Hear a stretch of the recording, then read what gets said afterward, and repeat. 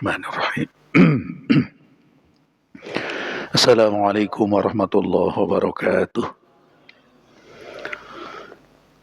A'udzu billahi as-sami'il 'alim minasy syaithanir rajim. Bismillahirrahmanirrahim. Alhamdulillahirabbil alamin.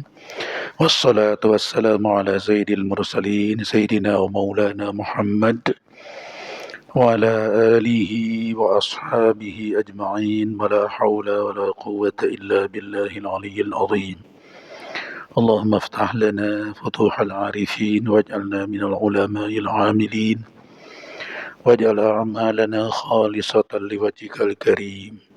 اللهم انفعنا بما علمتنا وعلمنا ما ينفعنا وزدنا علما وارزقنا فهما والحمد لله على كل حال ونعوذ بالله من حال أهل النار.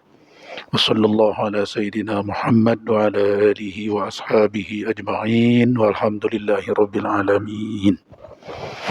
Bapak ibu-ibu yang terhormat, apa kabar Bapak Ibu? Saya izin kemarin 2 pertemuan ya. Kalau tidak salah saya nggak bisa hadir, mohon maaf. Sudah saya informasikan garis besarnya kepada bapak-bapak terutama yang ada di grup kami bahwa saya kemarin sebetulnya sekarang belum pulih nampaknya nih. Jadi kalau badan saya bisa lari, saya bisa balap sama Pak Haji Zainuddin, bisa balap saya kalau badan. Adanya di tenggorokan. Jadi mungkin saya cerita sedikit. Asalnya seperti radang tenggorokan saja. Biasa kalau ada radang kan suara serak, lalu agak sedikit tidak nyaman. Temperatur naik sedikit, biasa gitu. Saya minum obat antibiotik 2 hari, 3 hari sembuh udah, nggak ada panas. Tapi suara tetap serak.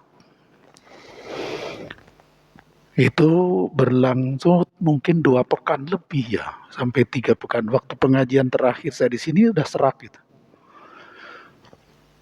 Lalu saya kontrol ke dokter THT. Setelah diperiksa, difoto, ada kamera kecil itu difoto tenggorokan. Lalu disarankan minum obat, kemudian tidak makan yang goreng-goreng, tidak boleh makan panas-panas, minum panas-panas. Kemudian juga banyak yang harus dikurangi dari makanan itu. Kemudian yang cukup unik, jangan banyak ngomong. Nah ini yang saya bilang lebih berat ini, saya lebih puasa deh. Tidak boleh ngomong. Bapak Ibu mohon maaf, pernah nggak ngomong seharian gitu? Nggak ngomong seharian.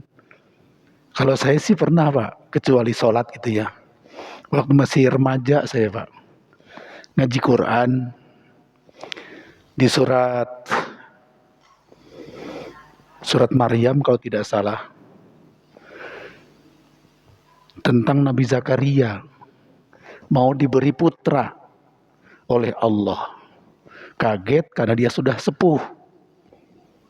Tapi ini kabar dari Allah lewat malaikat, Nabi Zakaria akan dianugerahi putra. Bingung, saya sudah tua, istri saya sudah menopause. Bagaimana istri saya taunya hamil gimana coba? Kalau orang yang berhenti head, ciri-ciri hamil ya. Ini istri Nabi Yahya, istri Nabi Zakaria, mohon maaf kalau tidak salah namanya Elizabeth. Sudah menopause, mau hamil, ketahuan cirinya apa? Bingung. Ya, untuk tahu istri saya sedang hamil gimana? Itu nanya kepada Allah itu, dijawab oleh Allah. Allah tukalliman nasa salasata ayyamin illa romza. Cirinya, kata Allah, kamu nggak bisa ngomong 3 hari. Kecuali hanya isyarat saja, illa romza. Itu ciri istrimu itu mulai hamil. Oh gitu. Itu ada di Al-Quran Pak. Ketika saya remaja membaca ayat itu, lalu mendengar selentingan entah dari mana itu. ada tirakat yang namanya tirakat ngomong. Jadi jangan ngomong sekian, ada yang 3 hari, ada yang 7 hari. Gak ngomong kecuali zikir atau doa atau sholat. Selebihnya tidak. Itu saya dengar masih anak, masih remaja lah. Itu diamalin sama saya, Pak. Diamalin. Saya nggak ngomong kecuali Jumatan apa ketemu itu nggak ngomong itu. Susah ternyata. Lebih baik puasa tidak makan daripada puasa tidak ngomong. Godaannya gede. Saya ngalamin masih remaja itu. Maunya ngomong aja, ketemu orang kan assalamualaikum, nggak boleh ngomong kayak orang bisu gitu. Wih, dorongan hawa nafsunya berat itu, benar. Itu cerita sedikit lah. Jadi saya dinasihatkan untuk tidak banyak bicara dalam nasihat dari THT. Akhirnya ya udah apa boleh buat saya taati. Cuman susah gimana ya, pengajian gimana ya.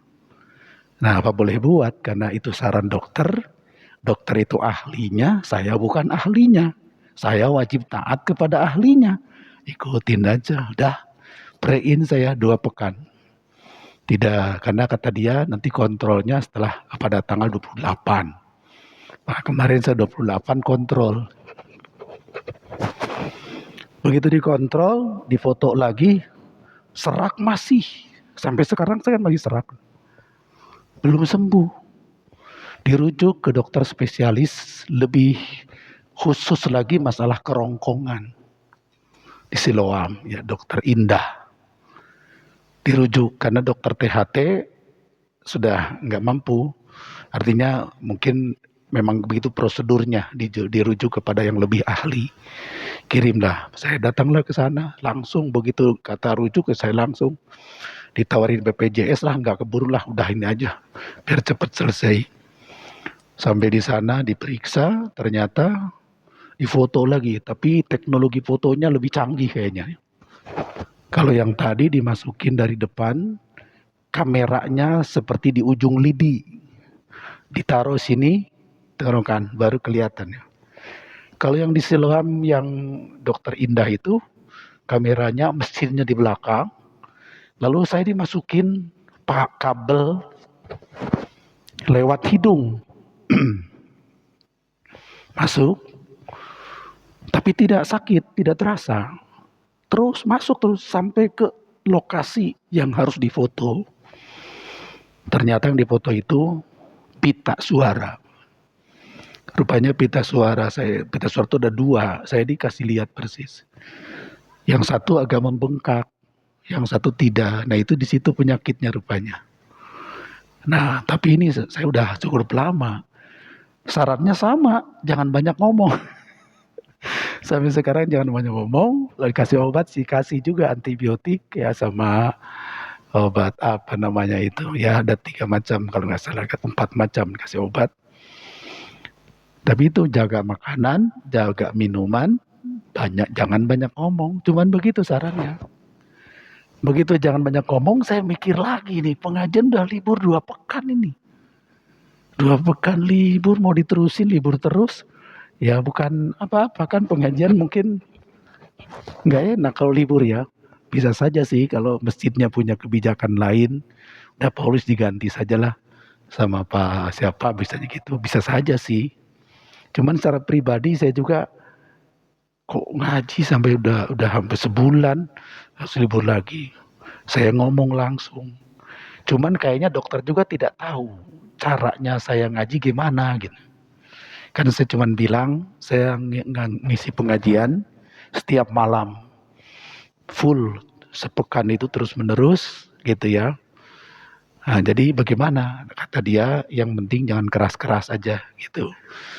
Cuman saya kayaknya dia tidak tahu, dikira ngajar ngaji biasa saja, bukan ceramah kayak gini.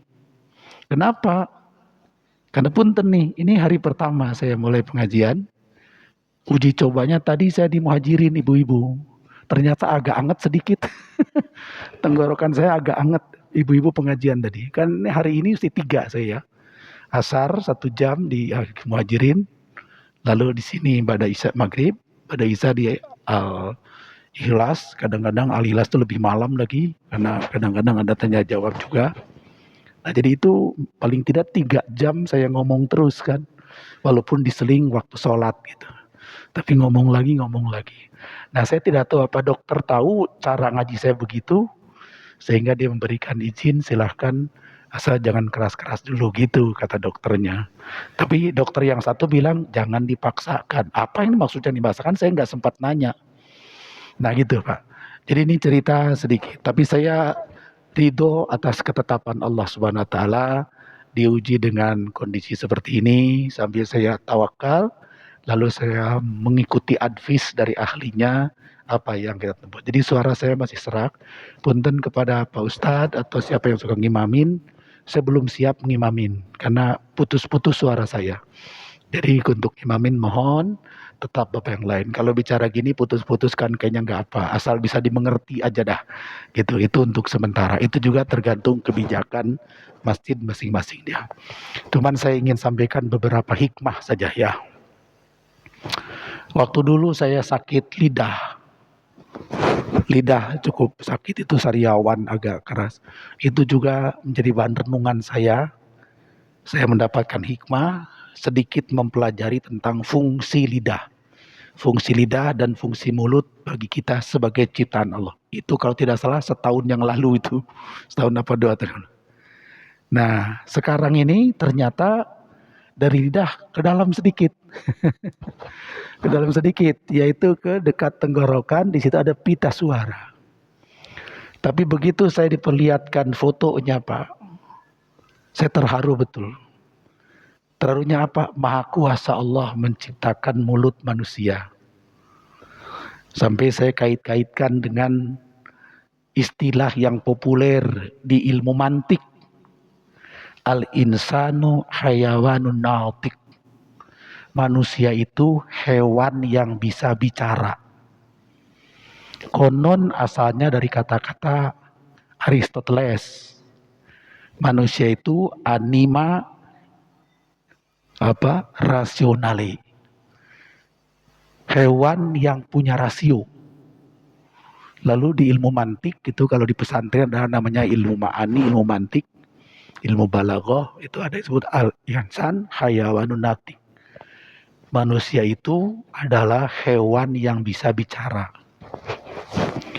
Lalu saya kaitkan dengan Al-Quran surat Ar-Rum ayat 22. Allahu khalaqus sama wa min ayatihi khalqus samawati wal ard wa ikhtilafu alsinatukum wa alwanukum. Allah menciptakan langit dan bumi, kemudian berbeda-beda bahasa pada lisan-lisan kalian dan berbeda-beda warna kulit. Ini keistimewaan manusia dibanding makhluk lain. Di keistimewaannya ada pada kemampuan komunikasi dengan lisan. Kemampuan itu luar biasa. Bapak aja kalau baca Quran makhraj huruf 28 itu dikelola oleh mulut itu. Posisinya makhraj, ini belajar di sini tahsin, itu gerakan-gerakan lidah, bibir, mulut, itu makhraj bahasa Arab. Belum bahasa lain. Menurut informasi bahasa itu di dunia sudah ada 6.000 bahasa. Di Indonesia 617 kalau tidak salah. Bahasa di Indonesia itu. 718 bahasa kalau tidak salah di Indonesia saja. Belum di negeri lain. Sudah ada 6.000 bahasa. Itu berbeda-beda. Kata Quran, wahtilafu alsinatikum. Berbeda-beda bahasa kalian. Itu Quran. Dari mana datangnya? Dari kemampuan komunikasi dengan mulut, dengan lisan. Makhraj huruf biasanya hanya menyebutkan tadi itu. Gigi, lidah, kemudian gusi, ya. Lalu halak sini ada huruf halak yang 6 di tenggorokan, ya. Tapi kunci suaranya ada di pita suara, Pak. Kalau bisik-bisik nggak ada keluar, tapi ingin bunyi harus lewat pita suara. Saya menangis, Pak. Saya dikirimin fotonya habis endoskopis, rekamannya. Ya Allah, Allah Maha Kuasa ya menciptakan. Keajaiban pada mulut ternyata itu saya baru tahu mulut, belum yang lain lagi. Kesempurnaan ciptaan Allah. Hewan juga punya tenggorokan, punya lidah. Hewan juga sama. Tapi mampu nggak seperti berkomunikasi manusia? Nggak mungkin. Kombinasi dari komunikasi dan rasio, itulah keistimewaan manusia. Yang menciptakannya Allah. Jadi saya ketika ada gangguan ternyata di pita suara saya itu yang satu bengkak, yang satu enggak. Karena diperlihatkan saya sini. Tapi penyebabnya belum tahu nih. Makanya dicoba lagi 2 pekan lagi saya suruh mau diperiksa lagi penyebabnya. Mohon maaf nih. Kata teorinya sih penyebabnya bisa macam-macam. Jadi saya sedang suara begini. Kalau mendengar suara yang bagus, Pak, saya terharu, saya ngiri. Dengar suaranya Ustadz Amin Sardi, waduh suaranya enak, azan baca Quran, saya iri. Setelah ke dokter saya kemarin, malam-malam sebelum tidur saya setel itu, rekaman-rekaman qiraat yang indah-indah. Dalam hati, ya Allah bersyukurlah orang yang punya suara yang bagus. Untuk memperindah ibadah kita kepada Allah. Saya sedang punya suara seperti ini.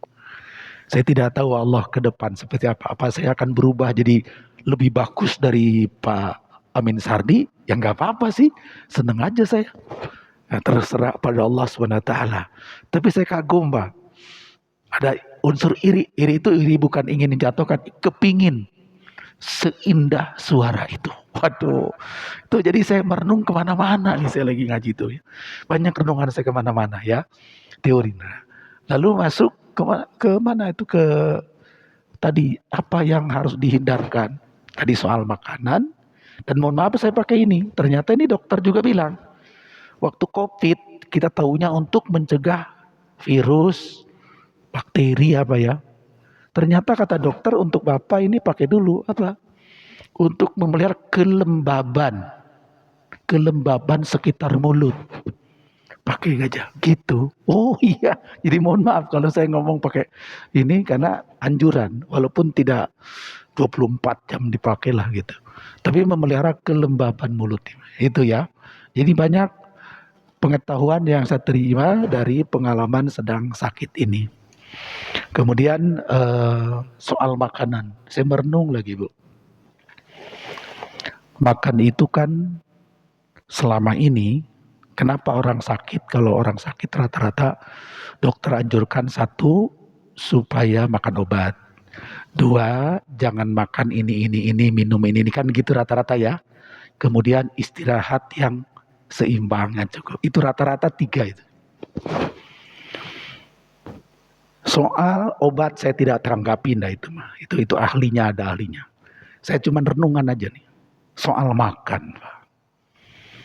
Ternyata setelah saya pikir-pikir, zaman sekarang ini makan itu tujuannya untuk enak. Enak.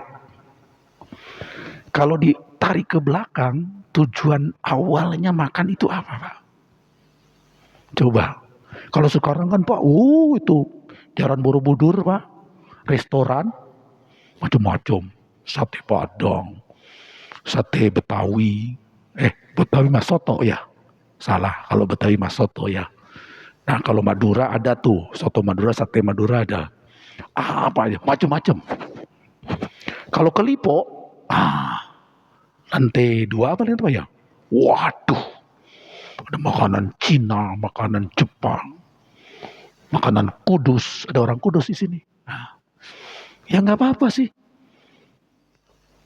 Bahkan mungkin kalau di hotel berbintang 5, itu kantinnya atau makannya juga mungkin luar biasa. Ini berlomba-lomba. Saya merenung tujuan makan apa ya?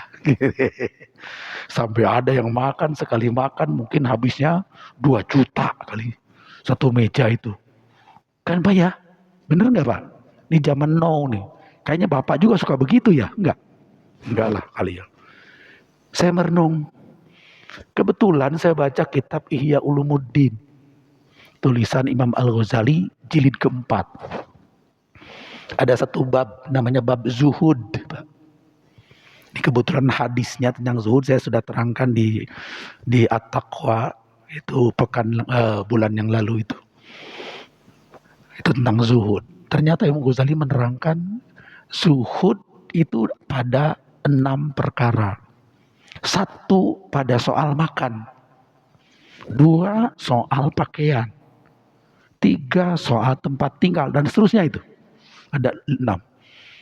Soal makan, nah diingatkan tujuan makan apa. Maka kembali kepada Rasulullah, para nabi, bagaimana adab makan, bagaimana memilih makan, bagaimana aturan makan, kembali kepada tujuan utamanya. Untuk apa? Supaya badan sehat dan kuat, kan gitu ya. Supaya badan sehat dan kuat. Tentu selain memelihara kehidupan, karena unsur-unsur kita ini dari waktu ke waktu dan ada yang aus, ada yang rusak diganti oleh zat makanan baru. Tapi pada dasarnya untuk supaya sehat dan kuat. Pertanyaannya sehat kuat buat apa? Kembali kepada Az-Zariyat. Surat Az-Zariyat, wa ma khalaqtul jinna wal insa illa liya'budun. Jadi kita lahir ke dunia itu untuk ibadah. Ibadah butuh tenaga, Pak. Butuh tenaga, butuh sehat. Butuh biaya, butuh pakaian. Untuk memperoleh semua itu, diantaranya ada makan untuk kuat dan sehat. Jadi makan itu supaya kuat dan sehat untuk ibadah. Ibadah apa? Ada sholat, ada puasa, ada zakat, ada haji, ada kerja mencari nafkah, ada menyantuni, ada menafkahi anak istri, ada ibadah sosial, itu ibadah itu. Dan butuh sehat dan kuat. Untuk sehat dan kuat kita makan, minum teratur. Untuk sehat dan kuat itu makanan dalam makanan yang dibutuhkan apa? Nah kata orang 4 sehat, 5 sempurna. 1 apa? Protein, hidrat arang, lemak, mineral, itu ya, vitamin, susu itu. Nah, kalau sudah tercapai unsur yang dibutuhkan sehingga sehat dan kuat cukup. Nih zaman now itu gak cukup. Harus ada yang asem banget, harus ada yang pedas banget, ada yang manis banget, ada yang dingin banget, ada yang panas banget. Nah, banyak bangetnya sekarang nih. Itu bertahun-tahun, mungkin berabad-abad kita ini ngejar itu. Kalau makan yang dicarikan, makan di mana yang enakan gitu ya. Pak Haji, kita udah makan sama yuk, di mana? Yang enak sana. Agak mahal, biarin, kan gitu. Ya Alhamdulillah sih, boleh nggak secara agama Pak? Boleh Pak, hukumnya mubah. Makan enak atau mengenakkan makan hukumnya mubah, boleh. Tapi harus diperhitungkan, karena makan itu halalan thayyibah. Jangan ada yang efek-efek buruk. Nah yang namanya kelebihan itu buruk semua. Jadi saya merenung, ya Allah, orang sakit rata-rata suka diluruskan pola makannya. Artinya selama ini kita pola makan sering berlebihan, sering tidak cocok. Ini ajarannya dari Rasulullah ya. Bulan puasa saya sudah sampaikan bagaimana Rasulullah ngajarin cara puasa. Sekarang berlomba-lomba, yang penting makan itu enak. Kayaknya hampir semua orang zaman sekarang kalau makan itu niatnya supaya enak. Begitu sakit, kamu nggak boleh makan goreng-goreng, nggak boleh makan ini, nggak boleh bersama. Anyep. Tapi yang anyep itu terpenuhi juga 4 sehat 5 sempurna. Cukup sebetulnya. Banyak yang nggak bisa Pak makan yang anyep-anyep itu. Saya ditanya sama istri tadi siang, Pak mau makan apa? Papa udah makan tadi. Pakai apa? Nasi sama telur sama garam, telur rebus. Atau nggak enak tuh kan? Maunya sih macam-macam gitu. Ada kentakinya, ada apa sausnya kan gitu. Nggak biasa. Saya mah biasa makan gitu di pondok belum makan gitu. Nggak pakai apa-apa. Rupanya zaman sekarang rata-rata kalau makan mesti enak. Aneh melihat orang makan cuman pakai nasi sama telur rebus sama garam. Tapi saya mah enak makan itu. Bukan lantaran sakit, lantaran nggak kebeli yang lain. Nah, jadi Bapak saya hanya meluruskan, kenapa orang sakit sekarang oleh dokter sering dinasehati jangan makan ini, makan yang ini. Kalau dilihat jadwalnya banyakannya nggak bolehnya itu, yang bolehnya sedikit. Tapi kalau kita pikir yang boleh itu sudah mencukupi gitu Pak, logika saya. Yang boleh itu sebenarnya udah mencukupi untuk diri kita. Yang tidak boleh itu selama ini itu kita rakus di situ, berlebihan, efeknya tidak baik. Kembali kepada Imam Ghazali, niat makan itu supaya sehat dan kuat. Kalau sehat dan kuat sudah tercapai cukup, lalu kita ibadah. Selebihnya dari itu menurut pandangan beliau itu mubazir. Menurut pandangan beliau. Sehingga sikap yang paling dipuji oleh Allah, izhad fid dunya yuhibbuka. Kamu zuhud soal keduniaan, Allah sayang. Nah, orang zuhud itu seperlunya. Mohon maaf nih, saya tidak ekstrim ya. Nanti juga habis ini Bapak mungkin makan enak juga. Ya nggak apa-apa lah. Makan enak itu halal saja. Tapi ada beberapa rambu-rambu setelah saya alami dalam seperti ini. Saya merenung, ya Allah, pelajaran agama itu luar biasa sebetulnya. Ya kalau sudah kebutuhan tercukupi, tidak harus dilebih-lebihkan. Yang penting tujuan utama hidup adalah ibadah kepada Allah. Ibadah tentu termasuk ibadah adalah amal soleh ya. Dan hormat, itulah sekelumit cerita saya. Kebetulan sakit itu ya pikiran mah jalan terus gitu ya. Cuman nggak bisa ngomong, nggak boleh banyak ngomong katanya gitu. Saya kemudian minta izin ke dokter itu, ya saya gimana nih, masa saya nggak bisa ngomong sama sekali nih.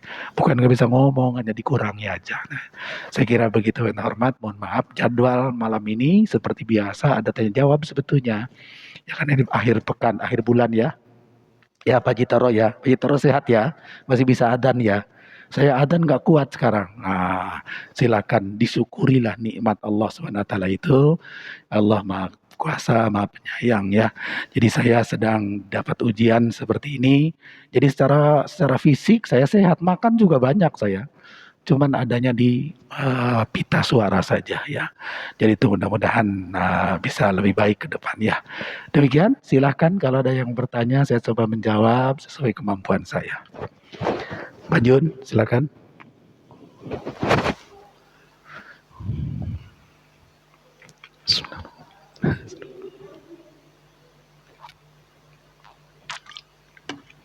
Tidak ada. Oh enggak, silakan.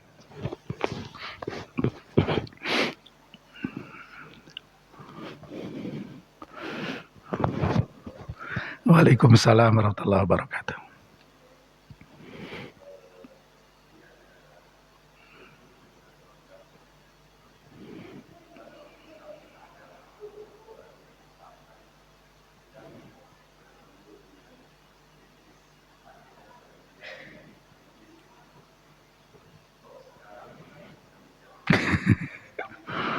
Iya.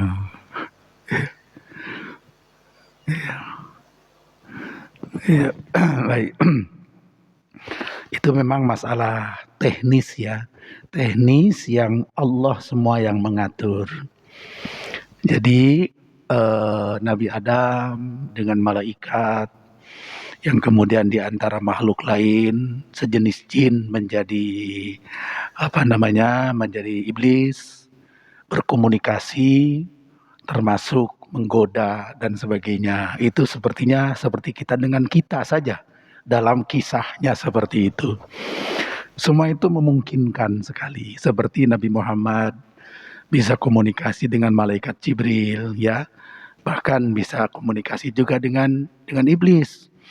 Itu semua kita tidak bisa merumuskan caranya atau teknisnya, karena pada dasarnya itu adalah dikehendaki oleh Allah Subhanahu wa taala. Lalu berkaitan dengan malaikat, wujud malaikat seperti malaikat Jibril contohnya. Jadi itu cerita dulu ya. Yang dulu itu Nabi Adam memang Allah takdirkan komunikasi lancar semuanya. Boleh jadi Nabi Adam melihat iblis melihat Adam, bisa bicara, komunikasi, tanya jawab dan sebagainya masih bisa. Pada awal itu kehendak Allah diciptakan sedemikian rupa. Berarti dari sisi penglihatan, Nabi Adam diberi kemampuan melihat iblis yang wujudnya tidak sama dengan manusia. Diberi kemampuan melihat malaikat yang wujudnya berbeda. Tapi kemampuan melihatnya diberikan Allah kepada Nabi tersebut. Nah, yang kita cerita terakhir, sebetulnya kepada para Nabi juga kadang-kadang muncul malaikat itu ya. Seperti tamu yang datang ke Nabi Ibrahim, ke Nabi Lut, kan malaikat. Tetapi kemudian malaikat itu datang dalam wujud manusia, sehingga dicurigai sebagai manusia biasa, dikejar-kejar oleh umatnya Nabi Lut yang homo. Berarti kan kelihatan gantengnya. Oh, ini tamu ganteng-ganteng nih, dikerubutin, padahal malaikat. Jadi cara menampakkan makhluk itu kepada yang lain, kepada jenis yang lain, itu semua dalam kehendak Allah SWT. Sehingga malaikat dikatakan bisa hadir dengan penampakan aslinya, dan Rasul pernah melihat bisa tampil dalam penampakan seperti manusia. Jadi itu penampakan itu Allah yang memberikan kemampuan pada makhluk tersebut untuk menampakkan seperti itu. Nabi Muhammad kedatangan tamu yang semua orang tidak kenal kecuali Nabi Muhammad. Berpakaian putih-putih, rambutnya hitam, tersisir rapi. Lalu datang langsung beradu lutut dengan Rasulullah, bincang-bincang. Ternyata malaikat Jibril. Nabi Muhammad, ada lagi yang menarik. Abu Hurairah, nah ini manusia biasa nih. Artinya sahabat Rasul. Kedatangan mencuri kurma-kurma yang dikumpulkan dari zakat fitrah. Mau dibagikan. Yang jagain panitia berarti ya Abu Hurairah. Malam-malam datang pencuri ngambil, tapi ketahuan, ditangkaplah sama Abu Hurairah. Lalu diancam, kamu saya adukan ke Rasulullah. Oh jangan, takut dia sama Rasulullah. Nanti saya kasih sesuatu yang asalnya gini, saya ini kan fakir miskin, perlu ini, saya juga butuh ini, makanan. Jadi boleh nggak? Oh boleh ke fakir miskin. Nah, dua kali berturut-turut, malam ketiga Abu Hurairah nggak kasih ampun. Kamu pasti aku kasih ke Rasulullah. Kamu udah 3 malam berturut-turut ini. Takut dia. Jangan. Gini, saya mau kasih hadiah kamu. Nyogok rupanya nih. Tapi nyogoknya dengan ilmu. Nih, baca ayat kursi tidak akan diganggu oleh setan. Benar. Nah, karena Abu Hurairah baru mendengar itu, maka akhirnya ya udah terima kasih, tapi jangan lagi mencuri lagi ya, kamu boleh pulang. Nah, besoknya cerita ke Rasulullah. Ternyata pencuri itu adalah iblis. Berarti iblis bisa menjelma, menampak seperti manusia. Abu Hurairah bisa melihatnya. Nah, proses seperti itu semua dalam kuasa Allah Subhanahu wa taala. Jadi untuk kepentingan komunikasi satu dengan yang lain, itu semua dalam irodat kehendak Allah terjadi seperti itu ya. Tinggal zaman sekarang gimana? Kalau kita nggak pernah lihat iblis ya. Oh, kalau lihat iblis mau diapain emang? mau disabet. Nah, kita tidak, tentu saja itu Allah, semua dalam skenario Allah Subhanahu wa taala. Cuman dia surat An-Nas yang terakhir itu minal jinnati wan nas. Yang sering menggoda itu ada bangsa jin, ada bangsa manusia. Jadi pada zaman sekarang, nah makhluk-makhluk gaib seperti itu, ya Allah kepada orang biasa mungkin tidak memberikan kemampuan melihatnya, berkomunikasinya. Tapi andai kata ada orang yang oleh Allah diberikan kemampuan untuk bertemu, berkomunikasi, semuanya bisa saja. Saya kira itu teorinya seperti itu ya. Jadi kenapa kita tidak bisa melihat setan supaya kita bisa menghalanginya dan sebagainya.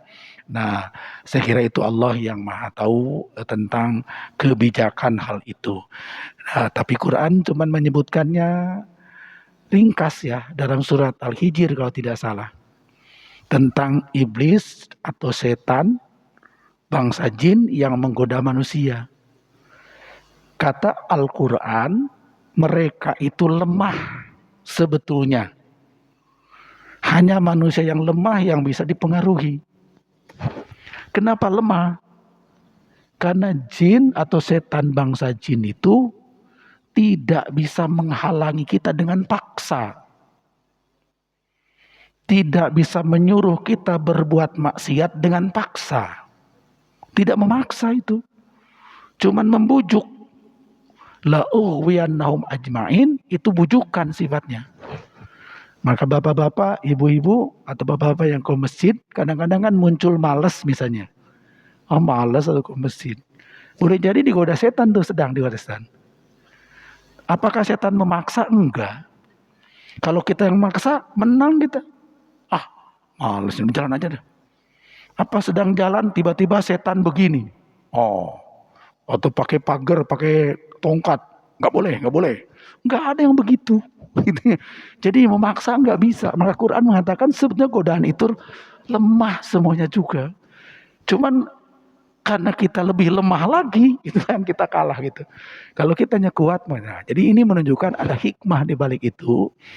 Antara kita, hubungannya kita dengan jin yang menggoda selama ini di dunia ini, Allah nyatakan ada, godaan itu ada, kadang-kadang kenceng, tapi tidak mungkin bisa memaksa. Maka orang yang beriman dan bertakwa bisa melawan godaan itu dengan baik. Gitu.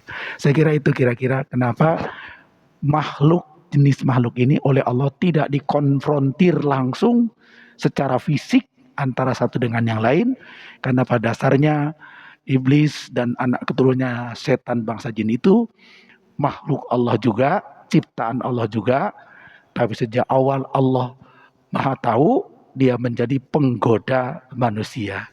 Lalu manusianya itu dengan digoda tetapi menang, maka dapat pahala lebih besar gitu ya. Maka para ahli tasawuf juga ada yang suka merumuskan mana yang lebih afdol manusia itu. Yang tidak mendapat godaan apa-apa, lalu dia ibadah terus. Setan sudah pergi kemana dah. Atau yang setiap saat digoda, tapi setiap saat menang. Nah itu ahli tasawuf. Mana yang lebih afdol orang mukmin digoda terus-menerus oleh setan, tapi menang terus. Dengan orang yang tidak digoda, lalu tekun terus kepada, jadi mirip malaikat gitu ya. Orang yang tidak korupsi karena memang tidak punya jabatan. Dengan orang yang punya jabatan punya peluang korupsi tapi tidak korupsi, mana yang lebih baik? Nah, gitu ya.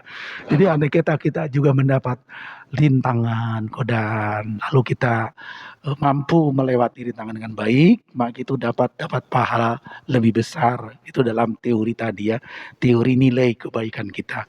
Nah, jadi adanya setan yang menggoda itu sudah sunnatullah, kehendak Allah sejak awal sampai hari kiamat.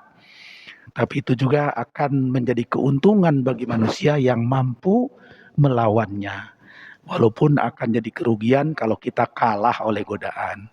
Jadi godaan itu, maka dalam surat An-Nas, allazi yuwaswisu fi sudurin nas, yang suka membisik-bisikan, mendorong-dorong pada hati dan pikiran sebenarnya manusia ya, itu yang digoda itu. Jadi tidak secara fisik, tapi secara irodah, secara kehendak, itu yang digoda oleh setan.